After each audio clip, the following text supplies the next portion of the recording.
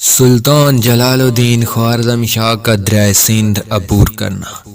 تاریخ کا مطالعہ کرنے والے بھی عام طور پر یہی سمجھتے ہیں کہ منگولوں کو پہلی شکست 1260 میں فلسطین میں عین جالوت کے مقام پر ہوئی تھی، جہاں مشہور مملوک جرنیلوں سیف الدین قطز اور رکن الدین بیبرس نے منگولوں کو شکست کا مزہ چکھایا تھا۔ لیکن در حقیقت یہ کارنامہ اس سے کہیں پہلے ستمبر 1221 میں جلال الدین خوارزم کی افواج انجام دے چکی تھی۔ یہ تاریخی جنگ مارکہ پروان کہلاتی ہے، جو موجودہ کابل کے قریب لڑی گئی تھی۔ جلال الدین بذات خود بھی بہت بہادری سے لڑا اور ایک غیر معمولی کامیابی حاصل کی۔ یہ تھی منگولوں کی پہلی شکست، جس کے ساتھ ہی یہ تاثر تو ختم ہو گیا کہ وہ ناقابل شکست ہیں۔ یہ موقع تھا کہ ایک فیصلہ کن لڑائی کا، لیکن عین اس موقع پر جلال الدین خوارزم شاہ کی فوج میں پھوٹ پڑ گئی۔ کہا جاتا ہے کہ جھگڑا مال غنیمت کی تقسیم پر شروع ہوا تھا اور بڑھتے بڑھتے یہاں تک پہنچ گیا کہ فوج کے افغان دستے الگ ہو گئے اور سلطان کے پاس آدھی سے بھی کم فوج رہ گئی۔ اس صورتحال میں بھاگنے کے سوا کوئی چارہ نہیں تھا، کیونکہ اب تعاقب میں کوئی اور نہیں، خود چنگیز خان تھا۔ یہاں سے وہ گریٹ اسکیپ یعنی عظیم فرار شروع ہوتا ہے، جس کا اختتام بالآخر دریائے سندھ کے کنارے پر ہوا۔ 24 نومبر 1221 کو اٹا کے قریب نیلاب کے مقام پر ایک خونریز مارکہ ہوا۔ جلال الدین یہاں بھی بڑی بہادری اور دلیری سے لڑا، لیکن منگولوں کی عددی برتری انہیں کامیابی کے بہت قریب لے آئی۔ یہاں جلال الدین نے وہ فیصلہ کیا جس نے چنگیز خان کو بھی حیران کر دیا۔ دراصل اس جنگ کا مقصد ایک ہی تھا، جلال الدین خوارزم شاہ کو پکڑنا۔ اس ہدف کو دیکھتے ہوئے جلال الدین نے ایک عجیب فیصلہ لیا، اپنے گھوڑے سمیت دریائے سندھ میں چھلانگ لگا دی، اور اس سے بھی حیران کن بات یہ ہے کہ دوسرے کنارے پر پہنچ بھی گیا۔ یہ مقام آج بھی گھوڑا ترپ کہلاتا ہے، یعنی وہ جگہ جہاں سے گھوڑے نے چھلانگ لگائی۔ یوں جلال الدین چنگیز خان کے ہاتھوں میں آتے آتے نکل گیا۔ خود چنگیز خان کا درباری مورخ ملک یوئینی تاریخ جہاں کشا میں لکھتا ہے کہ تب چنگیز نے اپنے 2 بیٹوں سے مخاطب ہو کر جلال الدین کی طرف اشارہ کیا اور کہا، بیٹا ہو تو ایسا۔ اب جلال الدین اور چنگیز خان کے درمیان دریائے سندھ حائل تھا، جسے عبور کرنے کی ہمت کسی چنگیزی میں نہیں تھی۔ ایک کنارے پر چنگیزی فوج تھی اور دوسری جانب تنہا سلطان، جس کا حوصلہ توڑنے کے لیے چنگیز نے اس کے تمام اہل خانہ کو دریا کنارے قتل کروایا، عورتوں بچوں سب کو۔ ادھر ڈوبے ادھر نکلے، یوں جس تعاقب کا آغاز در پائے آمو سے ہوا تھا بالآخر دریائے سندھ پر ختم ہو گیا۔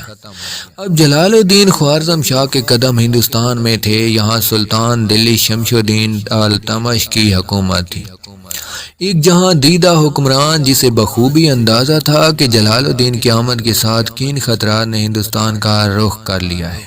اس لیے جلال الدین کی تمام تر کوشش کے باوجود التمش نے اسے اتحاد نہیں کیا۔ جلال الدین تقریباً 3 سال تک پنجاب اور سندھ میں مقیم رہا۔ اپنے پیچھے آنے والے ساتھیوں کی مدد سے کئی مقامی راجاؤں پر فتوحات پائیں۔ منگول اس کی تعاقب میں ملتان تک آئے بھی، لیکن 40 دن سے زیادہ شہر کا محاصرہ نہیں کر پائے۔ ضرور گرمیوں کے موسم میں آئے ہوں گے۔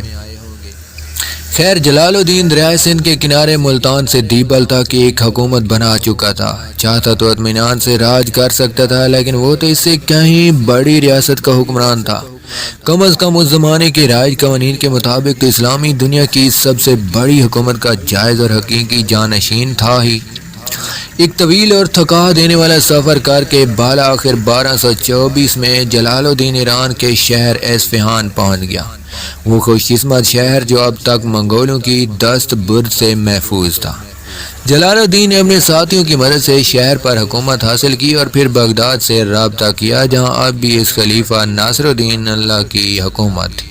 اس نے جلال الدین کے مطالبات پر کان ہی نہیں دھرے، بلکہ الٹا ان پر جنگ مسلط کر دی۔ وہ الگ بات کہ بری طرح شکست بھی کھائی اور خوارزم شاہ کے خلاف یہی قدرت لیے اگلے سال مر بھی گیا۔ سلطان جلال الدین نے دیگر مسلم حکمرانوں سے مدد طلب کی کہ آؤ اس مشترکہ دشمن یعنی منگولوں کے خلاف مل کر لڑیں، لیکن یہ سب اتنا آسان نہیں تھا۔ دراصل خوارزم شاہی سلطنت کی شہرت آس پڑوس میں اچھی نہیں تھی۔ انہوں نے اپنی حکومت سلجوقوں، کراخانیوں، غوریوں اور غزنیوں بلکہ سب سے لڑ کر بنائی تھی۔ وہ تو عباسی خلافت کے بھی در پہ تھے، اس لیے جب ان پر برا وقت آیا تو کسی نے مدد کو ہاتھ نہیں بڑھایا۔ پھر یہ بھی واضح رہے کہ اگر جلال الدین کامیاب ہو جاتا تو وہ مسلم دنیا کی سب سے بڑی سلطنت کا حکمران بن جاتا، جو شاید ایک مرتبہ پھر اپنی تمام پڑوسی ریاستوں کے لیے خطرہ بن جاتی۔ یہی وجہ ہے کہ سلاجقہ روم کے علاؤالدین کیقباد کے سوا کسی نے حوصلہ افزا جواب نہیں دیا۔ جلال الدین کی پراسرار موت۔ تب جلال الدین تقریباً 7 سال وسطی اور شمالی ایران میں مسیحی باطنی عناصر اور اپنے مخالفین کے خلاف جد و جہد کرتا رہا اور بالآخر 1231 میں منگولوں کے ایک شب خون میں شکست کھائی۔ اس دن کے بعد اسے دوبارہ کبھی نہیں دیکھا گیا۔ مسلم تاریخ کے اس افسانوی کردار کی موت پر بھی اسرار کے کئی پردے پڑے ہوئے ہیں۔ چند مورخین کہتے ہیں کہ جلال الدین منگولوں کے خلاف میدان ہی میں شہید ہو گیا۔ کچھ کہتے ہیں میدان سے فرار کے بعد اس نے کرد پہاڑی علاقوں کا رخ کیا، جہاں ایک دیہاتی نے لباس اور جواہر کے لالچ میں سوتے ہوئے قتل کر دیا۔ کچھ مورخین کا کہنا ہے کہ جلال الدین نے ایک صوفی درویش کا روپ دھار لیا تھا اور اپنے باقی زندگی زاہدوں کی طرح گزاری۔ بہرحال آخری جنگ کے وقت اس کی عمر محض 31 سال تھی۔